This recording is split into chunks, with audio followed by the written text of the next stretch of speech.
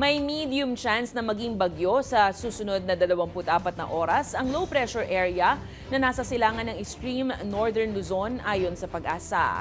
Bandang alas 3 ng hapon, huling namataan ng LPA, mahigit 800 kilometers silangan ng extreme northern Luzon. Sakaling maging bagyo, tatawagin itong Pilandok. Ayon pa sa Pag-asa, posibleng palakasin ng LPA ang habagat na inaasahang makakaapekto sa Luzon at Western Visayas sa susunod na 4 hanggang 5 araw. Samantala, asahan naman ang pagbugso ng pag-uulan sa Benguet, La Union, Pangasinan, Zambales, Bataan at Occidental Mindoro dahil pa rin sa habagat na pwedeng magdulot ng flash flood o landslide. Maapektuhan din ng habagat ang Metro Manila, nalalabing bahagi ng Luzon, Western Visayas at Negros Island Region.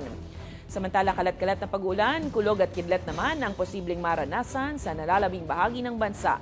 Inaasahan din ang katamtaman hanggang malalakas na hangin sa karagatan ng Luzon at kanlurang bahagi ng Visayas. Payo ng local disaster offices, maghanda at gumawa ng kaukulang hakbang.